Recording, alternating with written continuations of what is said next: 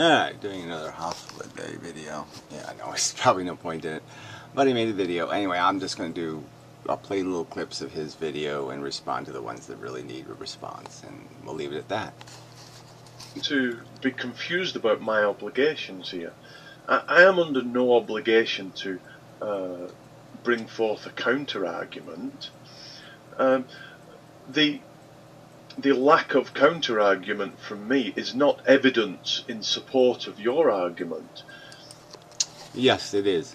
Sorry, so you're making an argument, okay, for some sort of premise of what validates evidence, okay? And what validates evidence, especially in trial law, is the possibility, okay, that creates something called a reasonable doubt. And the only thing that can create these reasonable doubts are reasonable scenarios that would demonstrate that it was possible that this guy didn't do it. Reasonable possibilities. You could come up with a conspiracy theory or some other theory that would explain the circumstance, and it would do it with something called evidence and demonstrate that there's some reasonable capacity for this not to have happened the way you think it happened or the way you're arguing it happened. But certainly it is a primary constituent of the incredibility of a story as truth or as the fact that there exists some counter theory. Now, if you don't have a counter theory, that is a substantial indicator that the theory you have is the correct theory. If there's no counter theory, then it's likely a pretty good theory.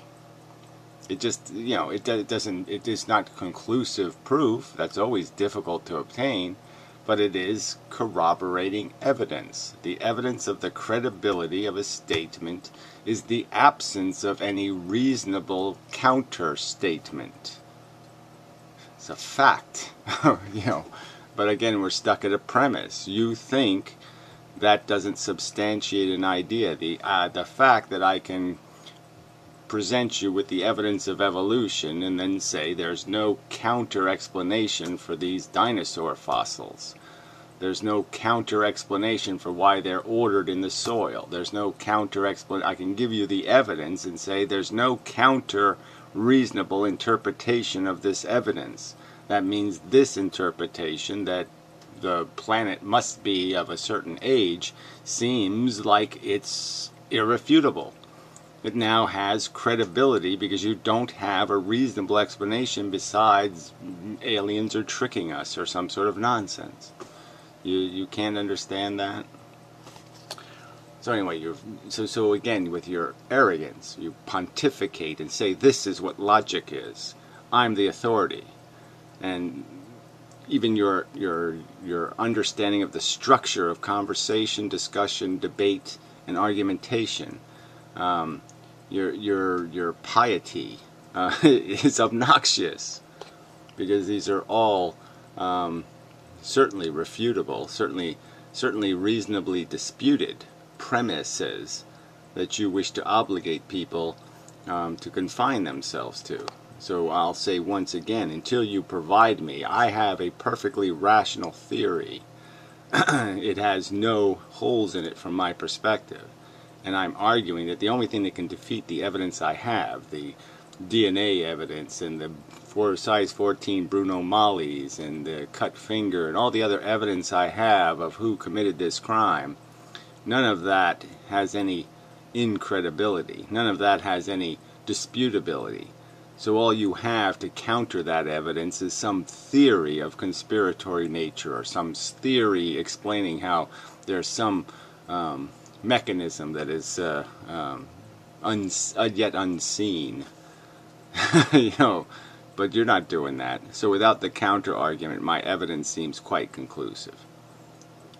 Okay, he's going to say something like he is arguing my argument, that he's not providing a counter theory, that he is actually arguing my argument and doing that in some kind of effective way outside of pejorative dismissal. And I think that's all he has, is pejorative dismissal. He hasn't counter-argued the fundamental premise that value is created by sentient organisms. He hasn't disputed that.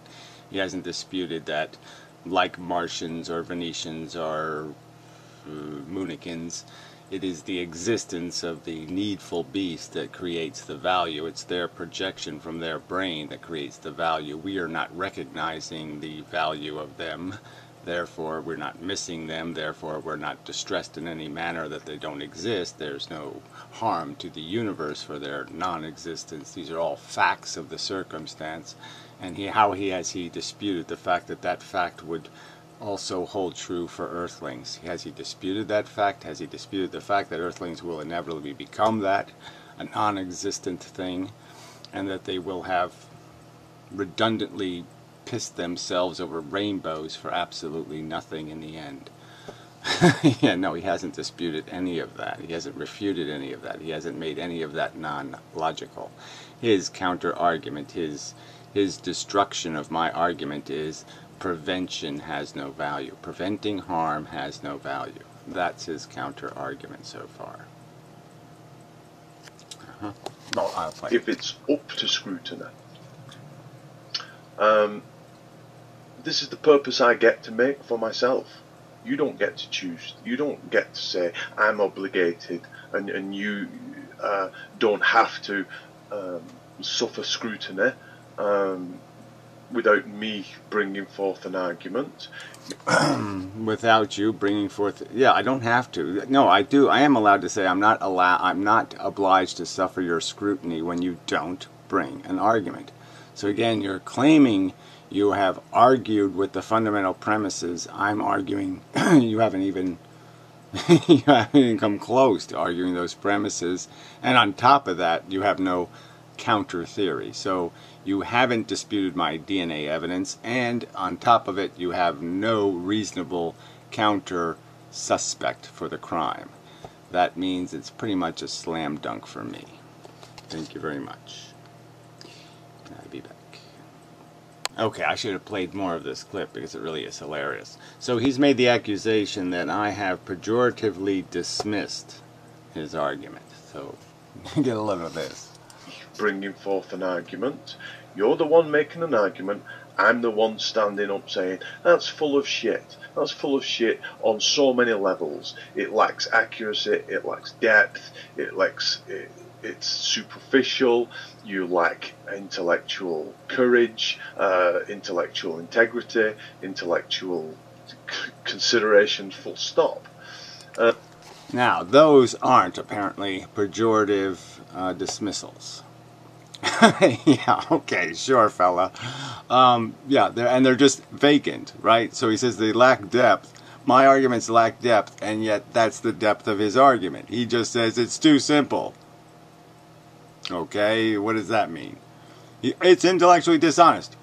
How so? It's hypocrisy. No, I already demonstrated how there's no hypocrisy. I mean, he's just wrong on every... I mean, he hasn't got a single thing right yet, except for the fact that I think he's an asshole. It's pathetic. Anyway, I'll be back. Alright, so he's making an accusation that he has made an argument and that the premises and the statements I've made are some kind of house of cards, and that somehow he's collapsed them with some sort of brilliant statement. Preventing harm is equal to 0. Okay. No, that didn't work. On me, anyway. Sorry. I don't see the flaw in my card stack. So my card stack is basically made out of determinism, evolution, DNA, crude forces. Okay, so let's just use that one statement.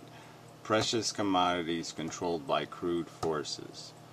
Okay, so how has he countered-argued that as a fundamental, important fact of our existence? That there are precious commodities, valuable things, the goodies, and they're being controlled by ignorance and stupidity and, harsh, brutal, nasty forces that have no appreciation for the value whatsoever. They're allowing the value to be raped and pillaged and horrible things to happen to it. How has he taken that and demonstrated that statement to be a house of cards as a truth underlying the existence of life on Earth? precious commodities controlled by crude forces. Where's his deconstruction? They're not trying to make an argument. What we're saying is, you are full of shit. You need to do. You can. Well, you don't have to. You can. Pejorative dismissals. Yeah, I think that's a pejorative dismissal. But it's okay. Keep going. Mate, you don't get to stand up and say, I defend my arguments if you don't defend them. But you choose. You don't have to defend it. But that's what I'm here doing. I'm saying... Defend it against what? How can I possibly defend against the argument that preventing harm has no value? I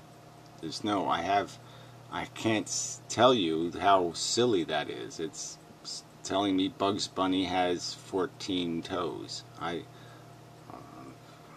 Says you? You're full of shit.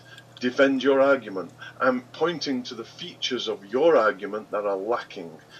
Well, yeah, shoot, I'm not seeing that. You need to point with your finger or something. Point to the features of my argument. Show me how my statement, precious commodities controlled by crude forces, has been in some way challenged as a fundamental premise fact of why the game we're playing is broken. That crude forces are in control, that crude forces made it, and that it has every evidence of squandering and wasting precious commodities. That's not a good thing. That is intrinsically and fundamentally a bad thing. And so without some sort of redeeming statement explaining how the crude forces got it right, you're not making a counter-argument. You're not diminishing the validity of that statement by just saying to me, you don't value harm prevention. I can't do anything with that. How explicit can I state this? You are too fucking insane for me to communicate with. You are insane. To the features of you that are lacking in approaching this argument. Well, whatever. I'll be back. You know, Inmendham has the greatest hissy fits about when people misinterpret him, and it's like, where did I say that? Where did I say that? You quote me. I didn't say that. I mean, where have I said any of this? Okay, the subject is value relativism. I was just pointing out that the argument from popularity is meaningless. And yes, you've used the argument for popularity when you said, I make my own meaning.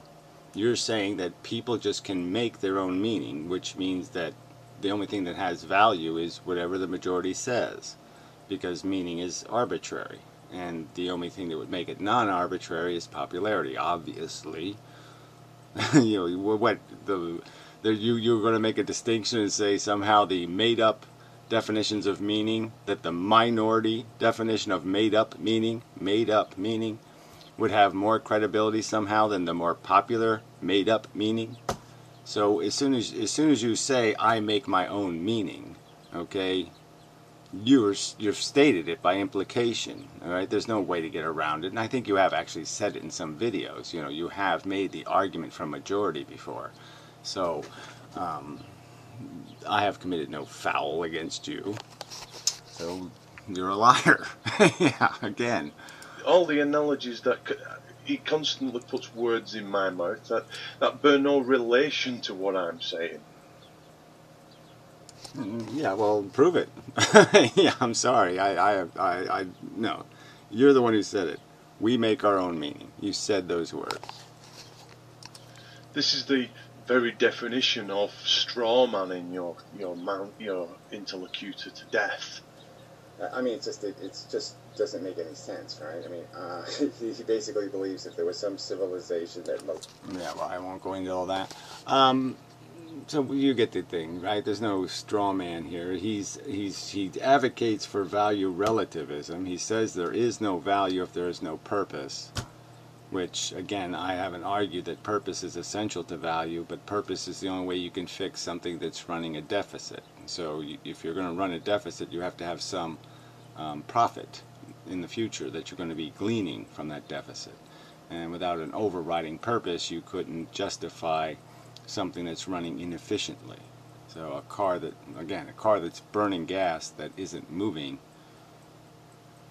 isn't going to get the seal of approval. It's going to have the key turned off. Anyway, I'll be back. Okay, so he just played, I don't know, 10 minutes of some douchebag talking about complex questions require complex answers and simple questions require simple answers, and yeah, it's his theory. I think his theory is crap. Sometimes questions aren't that complicated. Solutions are always complicated. Formulas are complicated. Math can be complicated. Alright, but sometimes questions have really, seemingly complex questions can have really simple answers. And so it's just silly. Should we build nuclear power plants? Okay, it's not a simple question.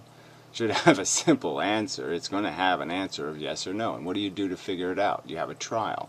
You try the two proposals and you weigh them. But the mechanism of your weighing can be, in some circumstances, there can be a circumstance that's a game ender, a truth that just ends the conversation, where you basically realize, oh, this won't be a solution because, we don't have storage facilities for batteries or something, or some other mechanism, some other thing that just says this won't be a solution to the problem.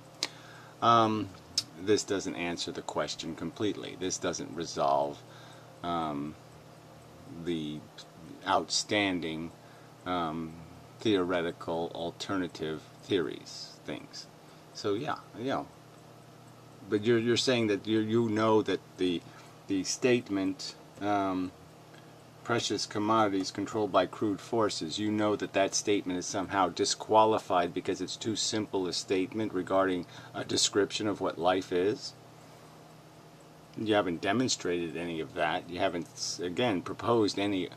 What is the extra ingredient besides your perceptual delusions? Well, anyway, so now he's on this thing over the style issue again, and who insults who first. And again, I didn't start the insult war, shithead. You're the one who says your argument is too simple. Your argument is this, and it's intrinsically and fundamentally. Even to claim that somebody's argument is illogical, it carries with it. Okay, I'm sorry to tell you this. I mean, I'm sorry you weren't aware of this fact. But if somebody holds something valuable and you insult it, it's like if I looked at your kid and I said, man, that's one fucking ugly kid. Right? I'm insulting your kid, right? But you're going to take offense, aren't you? So, I mean, it's really idiotic of you to think you can step over and dismiss pejoratively and cosmetically somebody else's philosophy without that being counted as an insult to them personally. I mean, if you tell somebody, if they bought something at the store and you say to them, man, what a piece of shit, I wouldn't pay 10 cents for that. Don't you think you've insulted the purchaser? You can't figure that out, shithead? Well, of course you can figure it out. It's that you're using it to your advantage in the argument. You're pretending to have some kind of integrity, and all you are is a cheap shot artist, okay, who uses a lot of slow and fancy language to disguise the fact that you're saying absolutely nothing, and all you're doing is insulting the other person. So again, fuck you. Jesus. Be back. Thought out. Only if you don't agree with him, he doesn't care. You don't have a right to life. He's going to press the button. Yeah, so this is another silly argument. No, what I've made clear is you don't have a right to impose, okay, harm for your projected value, for your made-up meaning. You will not make your own meaning, okay, by exploiting and abusing. So, yeah, if you're going to have to impose on something to make your own meaning, I'm going to stop you.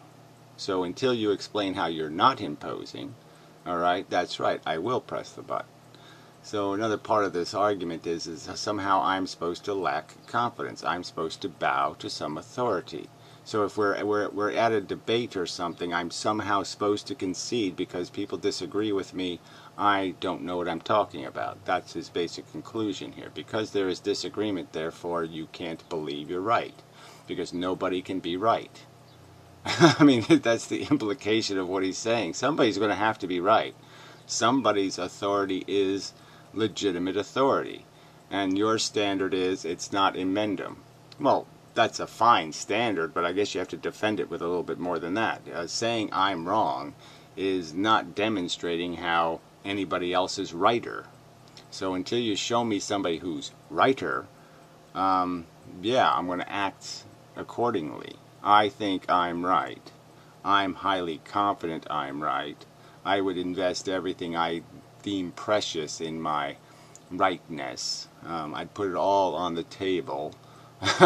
So I'd be all in my investment. So based on that standard, okay, and the fact that there appears to be no other competition willing to be so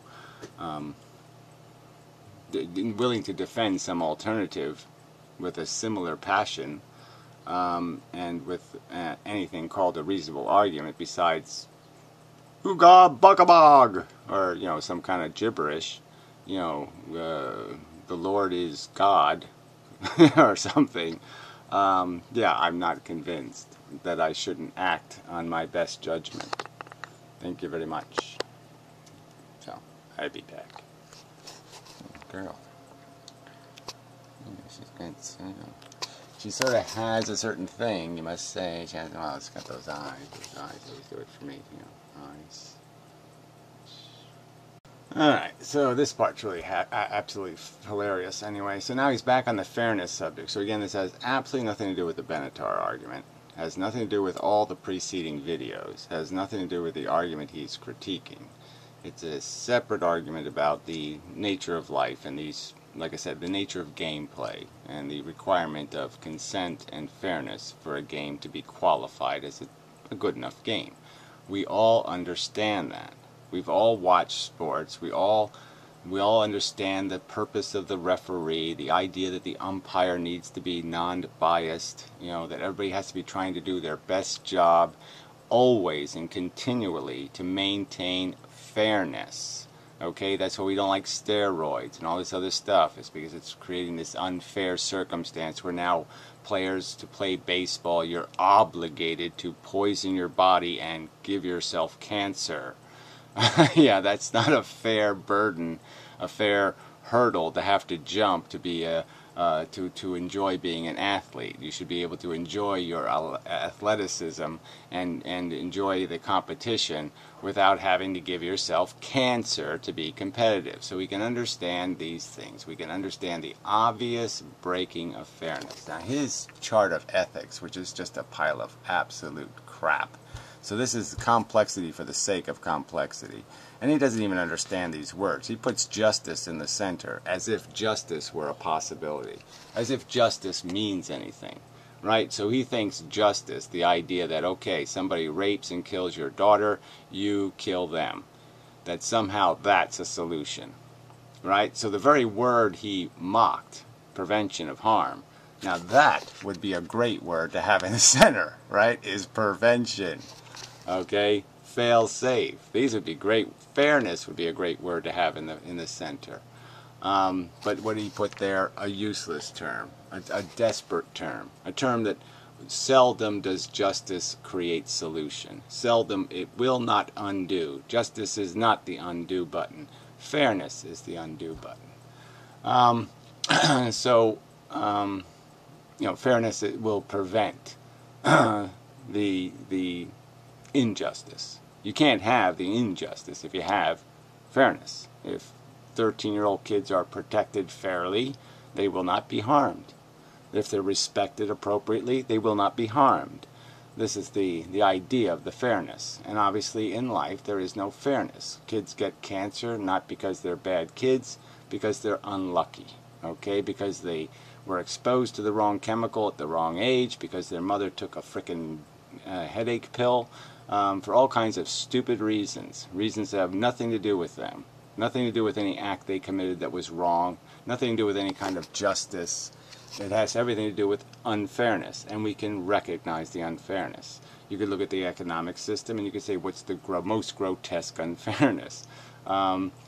Is that some people are born out of a vagina that's the golden vagina. Did they earn it? Did they pass a test? Did they do anything of merit to deserve to fly out of the golden vagina and be awarded $10 million at their 17th birthday? Absolutely nothing. No merit, nothing. Nothing fair.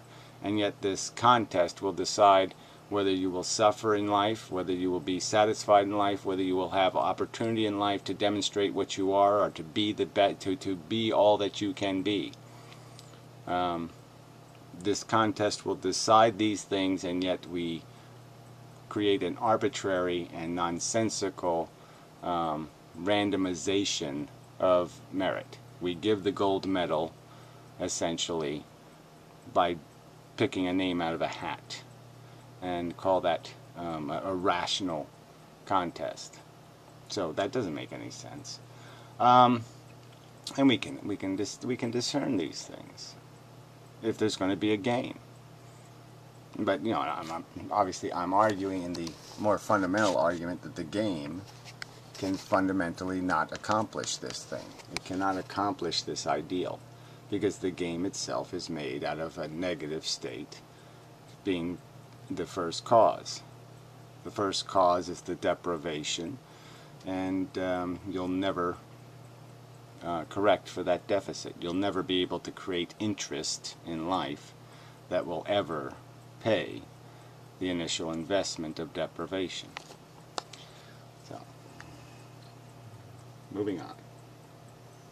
Alright, another boring seminar by some asshole, mainly talking about relevance, precision, and accuracy.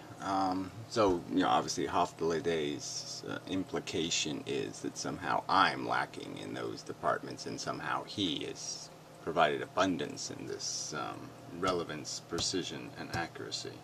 So the previous subject of fairness is totally irrelevant to the Benatar argument.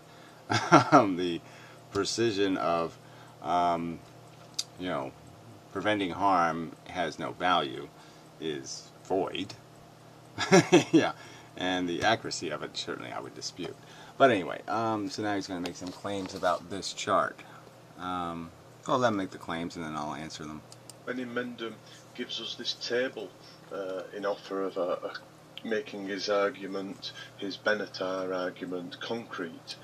His Benatar argument concrete. Now, there's direct quotes of me saying, this is not my argument, it's Benatar's argument. That's right. The asymmetry, I have stated it, not as a piece of concrete proof of something. I've stated it directly. The words have come out of my mouth where I've said this is an indicator of something. This should give us pause, this fact. It gives you reason to start thinking about, wait a minute, is the value of earthlings on Earth just a projection of value? And that's the value of it. I've stated that. I've said this doesn't say it all. Clearly, right here, you could argue within this realm right here, you know, if life is producing a good of a higher value than the harm it's producing. So this can be argued to be some other number than a zero, based on some other evaluation.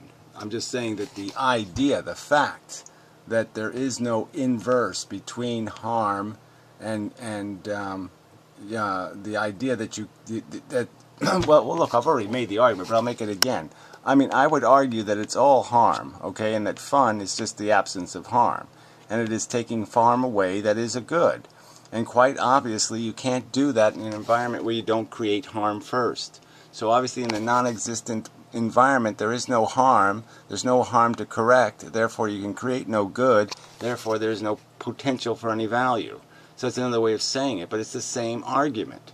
But again, it isn't proof of something.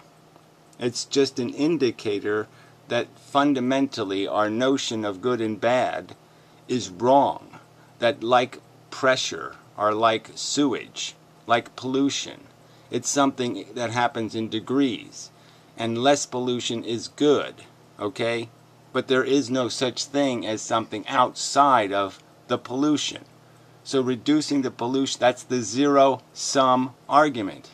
You know this argument. You know that that's my argument, that it's a zero-sum game. This is Benatar's argument. You were the one requiring us to go to Benatar's argument. So again, this is an inaccurate paraphrase. This is an inaccurate statement about the context of who created this argument and what you expected other people to do. So you're the one who's out of bounds.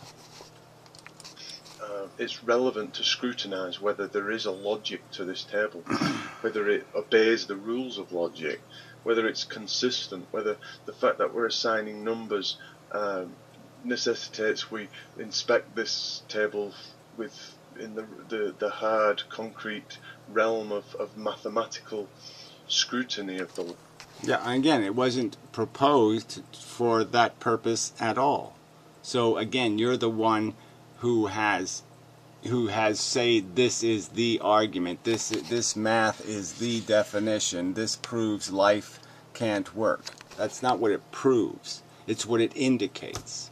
It's being used as an indicator to think more about the mechanisms that control us behaviorally and control us in terms of our perception of value. That this chart gives you pause, okay, to question the assumptions that have existed in human dogma for 10,000 years. They are dogmatic assumptions of purpose and function, and this chart indicates that maybe they are preposterously foolish assumptions. Fuck. Alright, so let's go back to pejorative dismissal. Yeah. So anyway, this guy has the temerity to call somebody else a hypocrite. Just amazing. Let's say, Inmendham admits to being somewhat of a sexually driven character, and so just because his life, he might be trapped in his animalistic sides and unable to get out, doesn't mean he can necessarily extend his worldview to everybody else.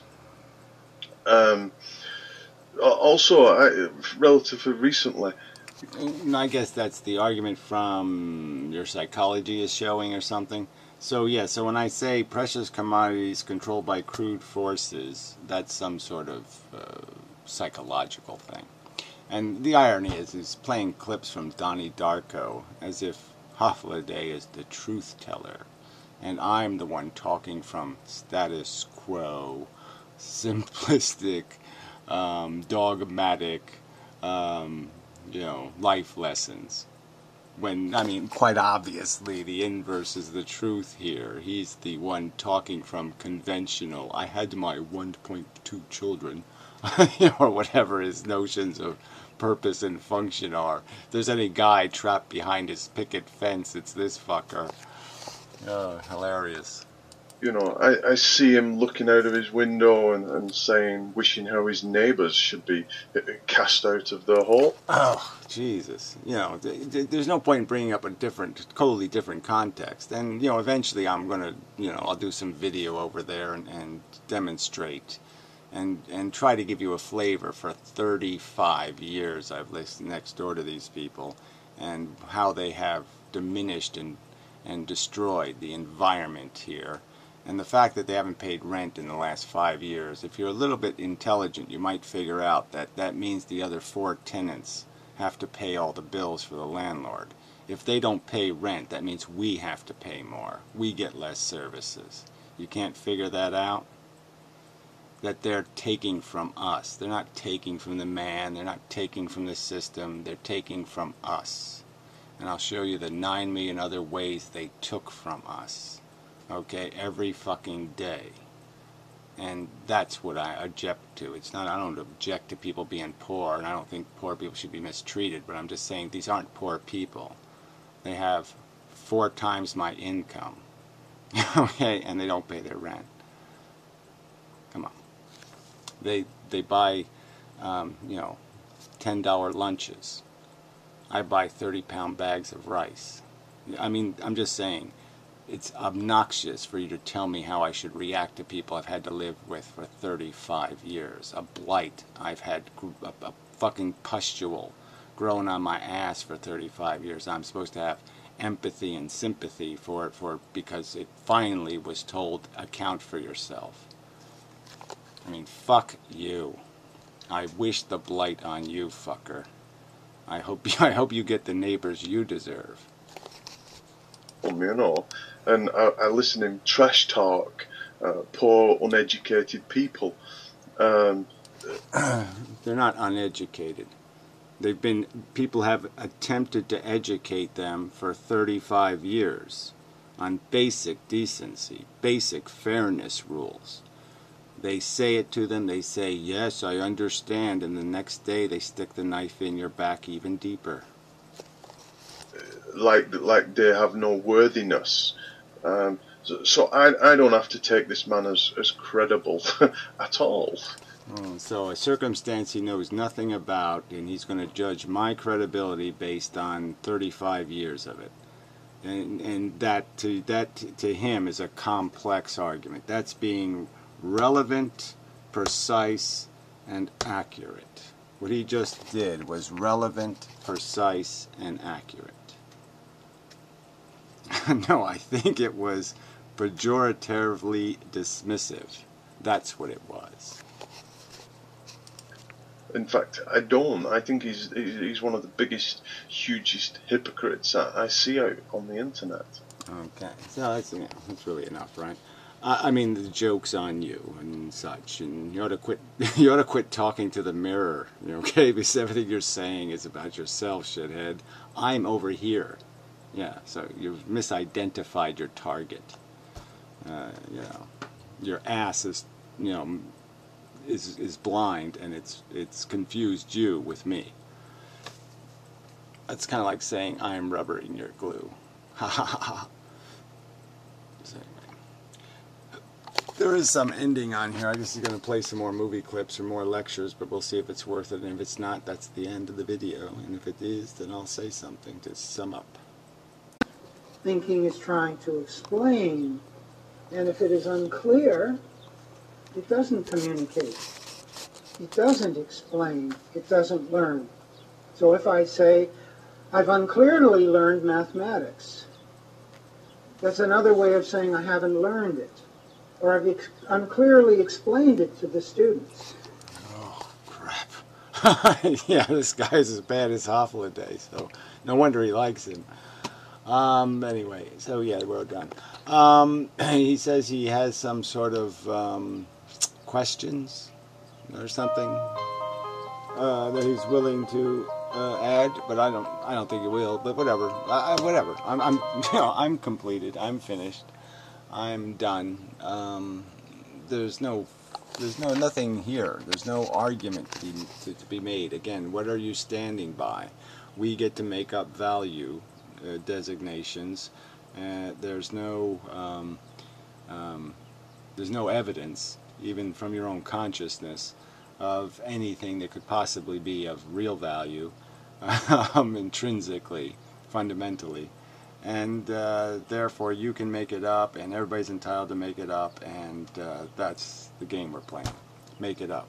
I don't think that's the game we're in. I don't think it has anything to do with reality, so I think you're pretty much insane. There you go.